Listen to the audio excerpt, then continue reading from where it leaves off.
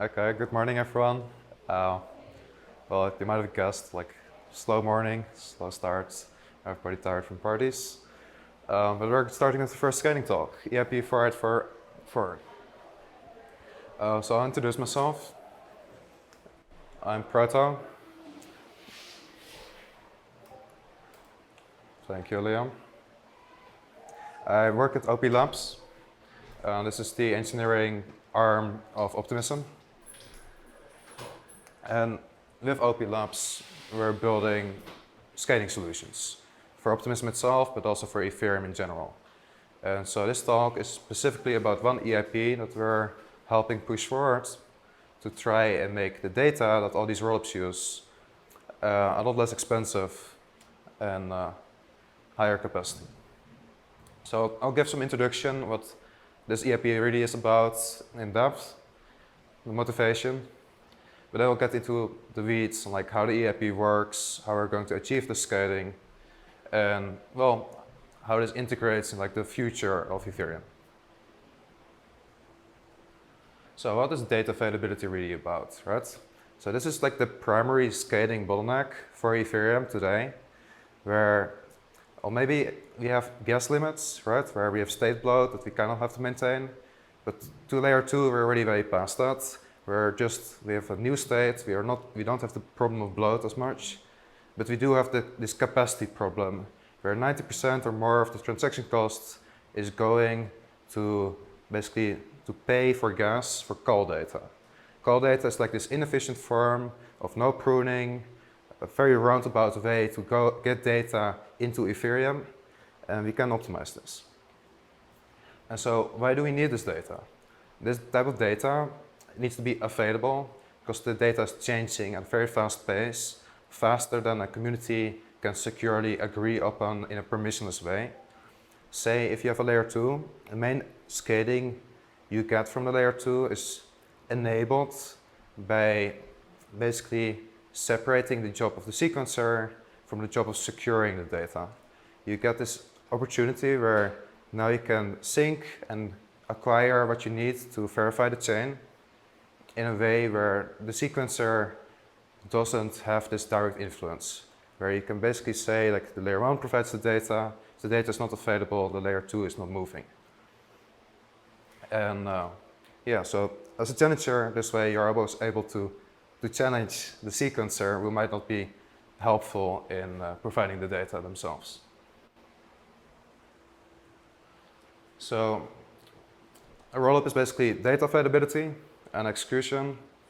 Well, you have different types of rollups. You also have ZK rollups. Optimistic rollups use fraud proofs, 2 flavors. I'm sure you're already familiar with those. But just for introduction, we're an optimistic rollup. We're an interactive game type of rollup.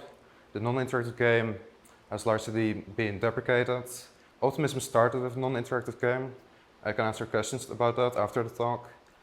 And then later today we have a talk about Canon, which introduces the interactive game, which enables arbitrary execution to be fraud-proven to scale Optimism with new tech. Anyway, so the differences between data availability and data retrievability, or like this long-term availability type of thing, is exactly the time of availability. You'll want the data to be available for a sufficient amount of time to challenge the sequencer, to build the state that's able to construct the fraud proof. But you don't need the data to be available forever. With Ethereum already kind of have an assumption that data older than a year, like you can probably find it somewhere and you can probably sync it to some point.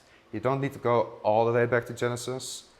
And after the merge, we reached this pivot point where even core developers from the Geth team are arguing that we should have some kind of snapshot approach or some kind of thing to try and make syncing sustainable, because we cannot always grow the amount of data in the chain without pruning. So with EIP-4844 we have a very similar construct where we want to prune the data, and since in this case the data only really needs to be available for a sufficient amount of time for honest actors to join the network, get the full state and challenge the sequencer, a month or somewhere on that order of magnitude, maybe 3 months, should be sufficient. So that's what EIP-4844 is built around.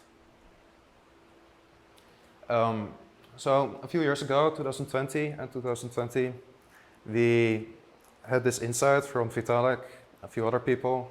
Obviously, rollups were already getting in their initial shape. A few examples in the past. And Ethereum is basically going to be rollup-centric. Why is it going to be rollup-centric? It's because the complexity type of separation, where Ethereum itself, you don't want to grow and grow and grow in this complexity because it's not maintainable. People are going to argue about it, poor decisions will be made, and Ethereum will fail. But rather, you separate the complexity, and you separate execution from data, and you get data just right and very stable.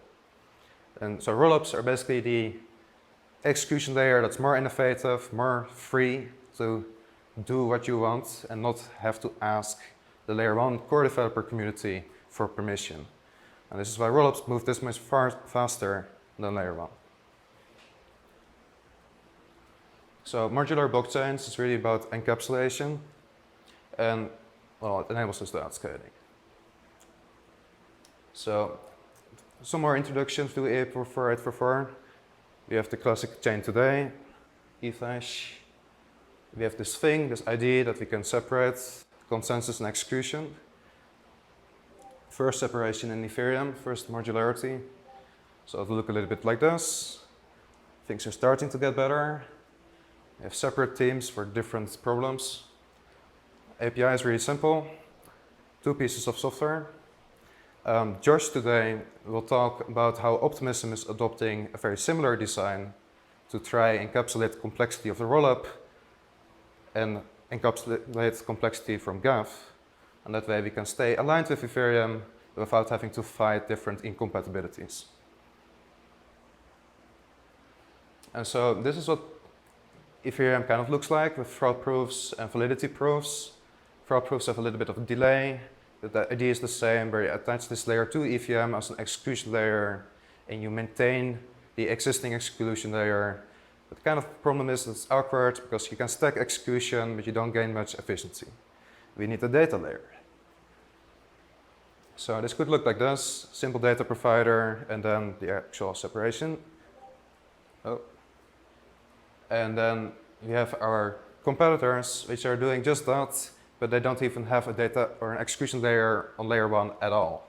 They have this concept of a sovereign rollup where you have proofs, or you have fraud proofs or validity proofs. They have to be adjusted. They can't just work just like Ethereum layer 1, but they kind of just run out of band and they try to keep everyone on the same page. But you might have guessed, bridging and composability gets a lot harder.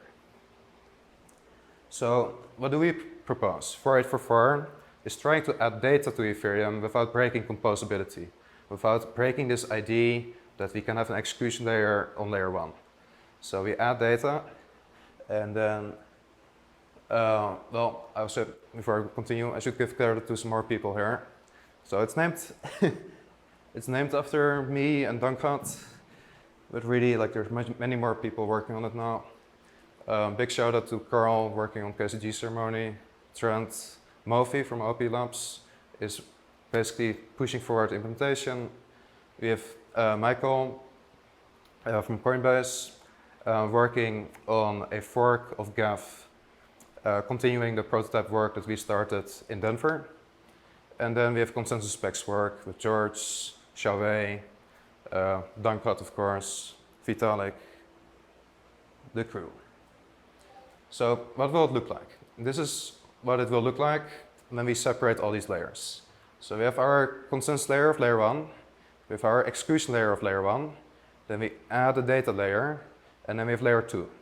And then with bedrock, with Optimism, we also modularize this layer. We split this also up into like a layer 2 consensus type of layer and a layer 2 execution layer. So what do we gain from this? We gain this encapsulation where we can now focus on one problem as a team, and we can independently scale these layers. And while the EVM is not hitting as much of a bottleneck right now, data is. So this is what we need in the next year or so for Ethereum to scale. So how do we add this data? Data is really a blob. It's just an opaque, like raw byte string. And it is attached to a transaction. And a transaction makes its way through the Ethereum system just like any other transaction. But the attached contents have this additional lifetime, where we have regular transactions, we have some rollup operator that incorporates the regular transactions. Then we have these batches that would normally be submitted straight to layer 1 with call data, but now we can use blobs. So we embed the blob data instead. We have a blob transaction, and the blob transaction is just the transaction that pays the fee, includes a commitment to efficiently prove any data might exist within that blob, but the data itself is separated. It's a sidecar, and so the sidecar can have a different lifetime than the call data. The call data lives with the execution payload. This is like a regular layer 1 transaction, whereas the blob is stored on a consensus layer, so it's stored in like a Prism node or a Lighthouse node instead of Geth. And these consensus layer nodes can prune it after a certain amount of time. So how does this look visually in the network? We go from layer 2 through layer 1, back to layer 2. So the sequencer produces data, we confirm the data, we move the sidecar from one pair to another in the network. We have execution going to an execution node, to a Geth node. So the fee payments happen there, the composability, the bridging, everything happens there. But the data that rollups need to verify go to other pairs in their database, and then these sidecars can be downloaded by layer 2 verifiers to sync the layer 2.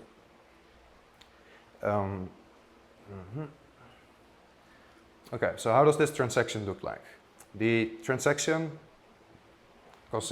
consists conceptually of very similar things as an EIP-4844 transaction.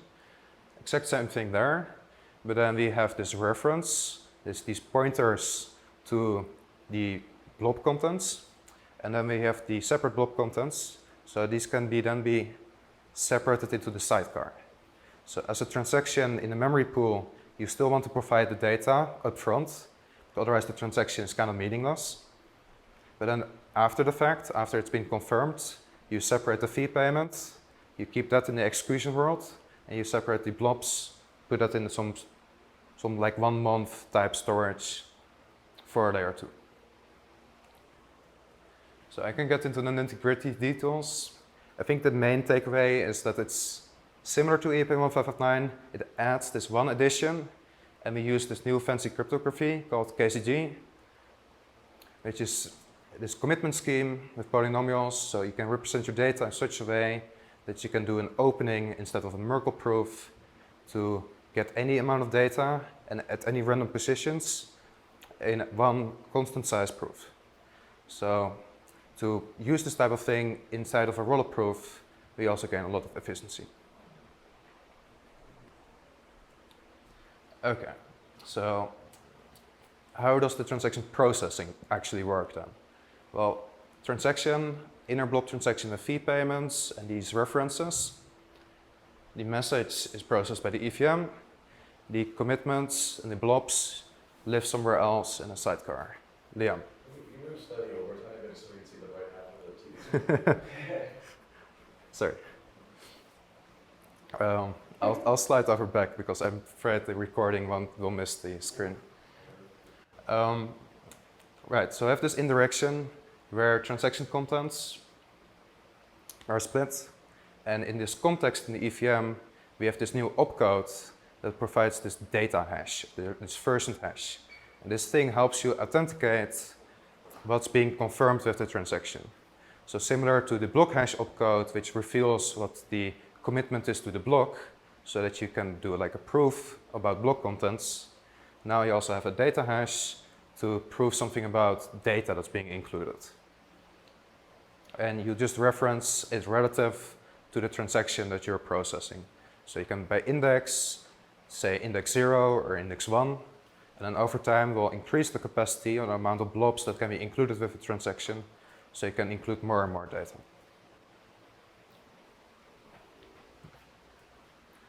And then we have the engine API.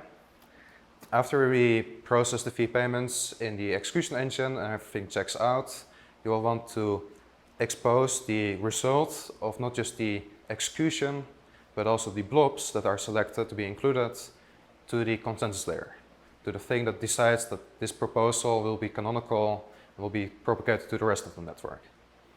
So what we have is this bundle where we have our new data, and we have these engine methods that retrieve the data. And we have a get payload version 1 that we can change to version 2 to combine it with the existing API. Right now we prefer the separate methods because this nicely encapsulates the EIP in a way where we can add it to a client without making too many modifications. Over time we might want to try and combine the things, make it more efficient.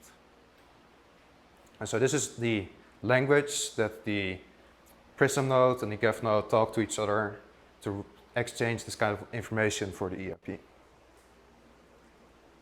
So rollup integration.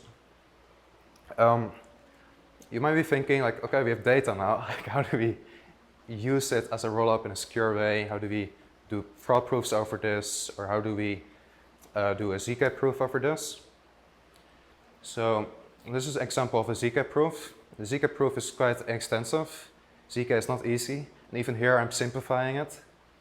This is part 1 of 2.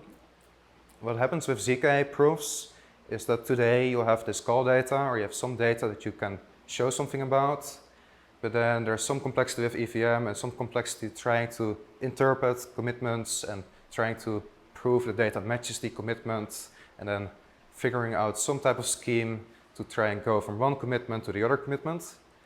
This doesn't necessarily change. We still have some type of scheme where it's totally up to the ZK rollup to decide on like how they go from one state to the other state with their own choice of cryptography. But then we have this trick from Vitalik with a proof of equivalence. And the proof of equivalence says that one ZK commitment is the same as one other ZK commitment with a different scheme. And so you can say that the commitment native to the ZK rollup is the same as the commitment that we know with the EIP, the KCG commitment that commits over the data. And so using this commitment, you can show that certain data is getting included. So, okay, we have to do the proof of equivalence thing, prove the same points in ZK data accessed, then we verify the ZK proof, and then after verifying, you'll need to do some persistence to get the ZK rollup to a state where the withdrawals and the state change can be recognized or persisted for the next transactions.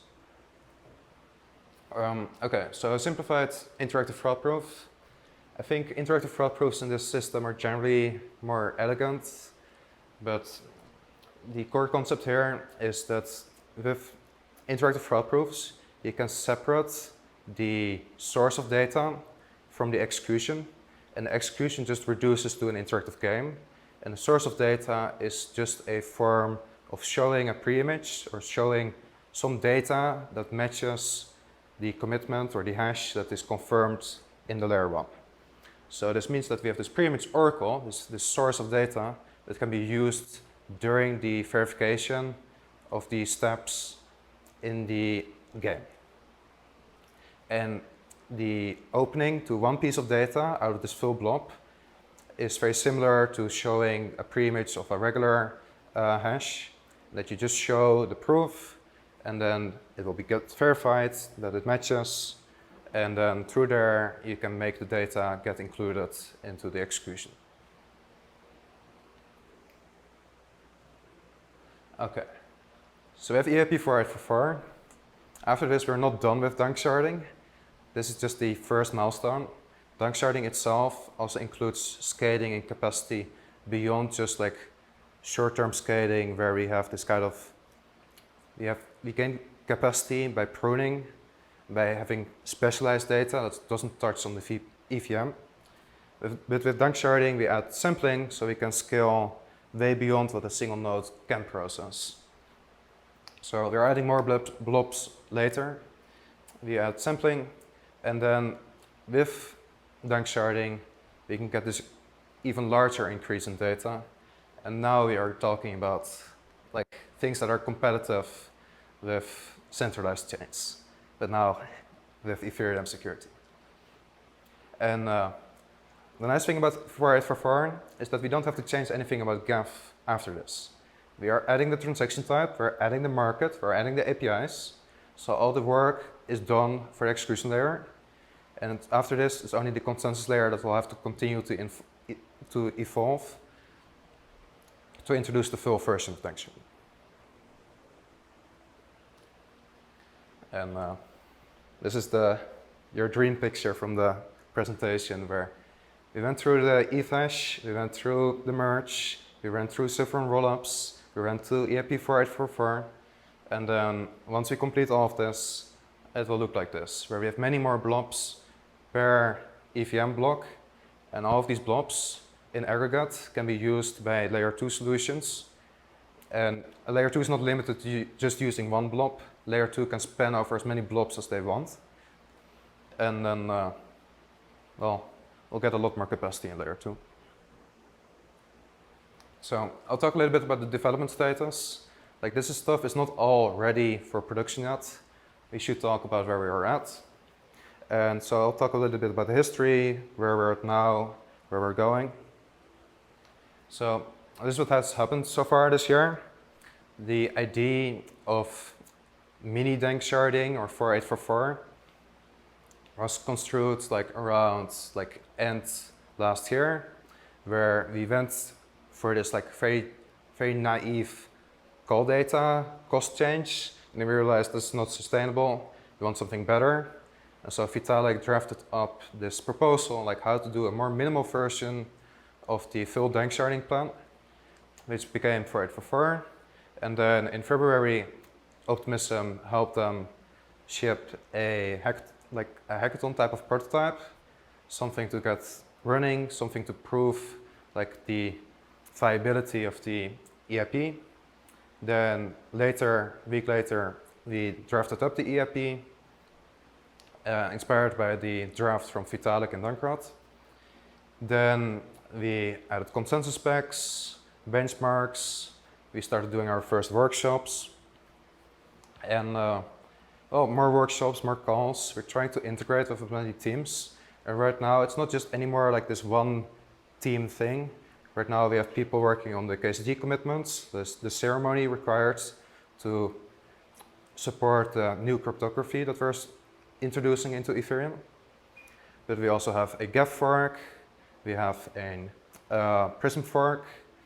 Some people of Lighthouse are also working on this. And then, independent of this, there's a lot of spec work that needs to happen. And the hardest part here is versioning, trying to keep everyone in sync. And yeah, this is what we hope to help with and improve on. There's a lot happening, like it's hard to track, but we have a meta spec and other resources, so after the presentation you can find everything and maybe even contribute. So what's holding us back right now? I mentioned versioning. Versioning is one of those things. Like post-merge, EL, CL, these execution and consensus layer type of things, they have their own specifications and there's no existing process to collaborate between these two different layers. So this is what we are the guinea pig for, to like try and experiment. And individual repos, things that need to be synced. And once we are in sync, we can interrupt. We have a devnet that works. The other thing about syncing is that everybody is using this one blast library, but this blast library does not support the EIP yet. Instead, the prototypes are built with different libraries. So to support all of those clients, to sync them up with the EIP work, we need Blast to support 4844. And what this really means is that they need to expose bindings and additional functions for some of the KZG cryptography.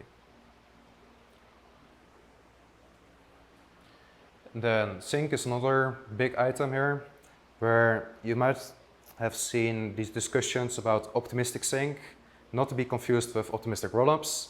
In the consensus layer, in the beacon node, we have this process where the execution layer, GAF, and the consensus layer, Prism, sync independently and then later consolidate to say we're fully synced, we're ready to continue driving the chain. Syncing here, if we're adding a layer, if we're adding this data stuff, we have yet another independent thing. It's very nice and optimized to run something in parallel, but it adds complexity and we need to specify this, make sure everybody is on the same page there. And then fee markets. Fee markets are also very fun. Fee markets are not unsolved.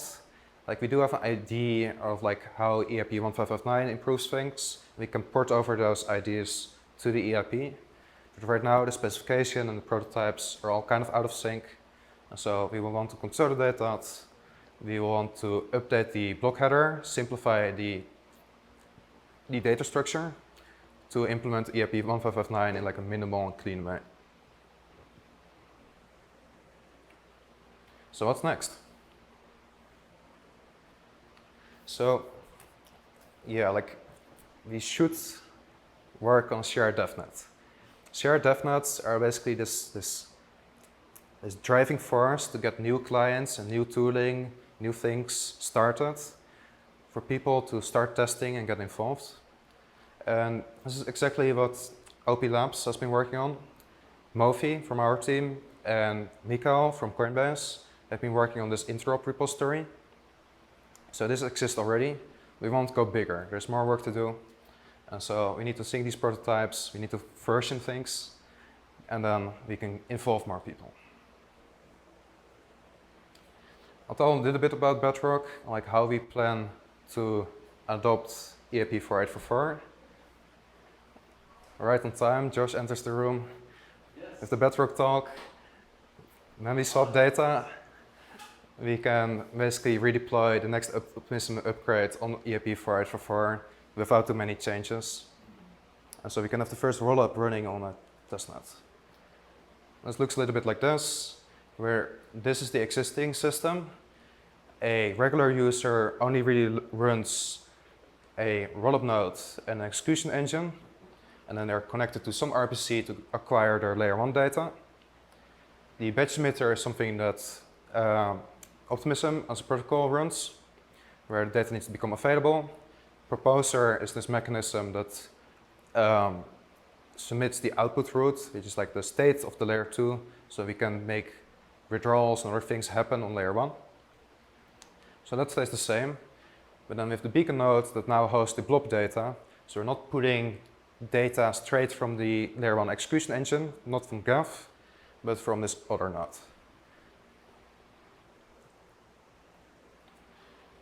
So combine the DevNet, combine the rollup, and we get into this like new experimentation phase where we can benchmark and productionize the dream to like get EIP-4844 ready for layer 1 deployment. So if you need more information, we have this thing called a meta spec. It's really useful for the developers around here, where it links to every other development resource, every other prototype, everything you might want to experiment with. And if you just want to learn about the EIP, there's this nice website, co-created by Liam,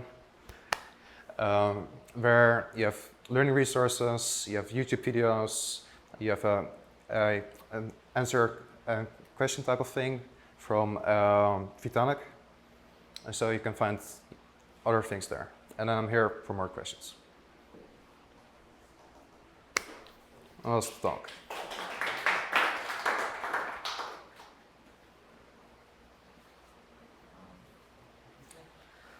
Josh, are we running out of time for your talk, or you want to start? One question. One question, or two questions. Can you elaborate a bit? Can you go back to this slide with the badger? Yes. This one? Yeah. So can you elaborate a bit about the badger and the proposer? I can, but we have a whole talk about that, so I didn't want to dig too deep into it, because Josh is going to cover that.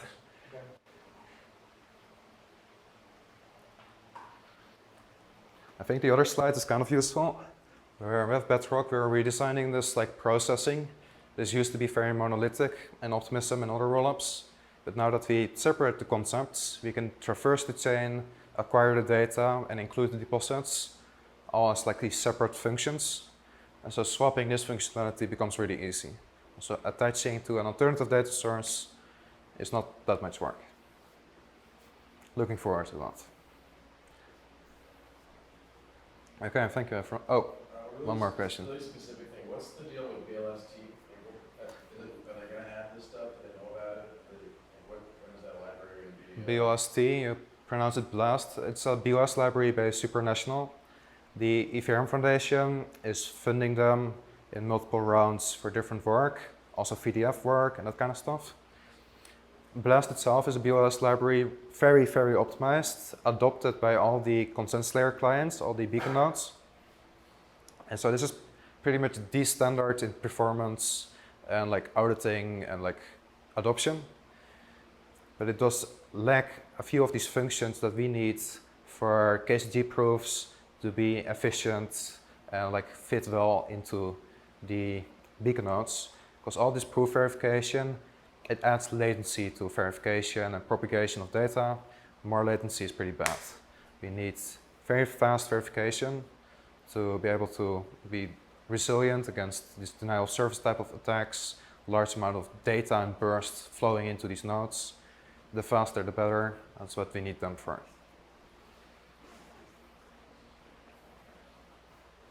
That said, shout out to Mami, there's a developer from Nimbus writing Constantine, and in some areas, I can't say if it's in all areas, they're faster than Blast by making different trade-offs and doing a lot of these type of optimizations very well. Okay, let's dive into Bedrock.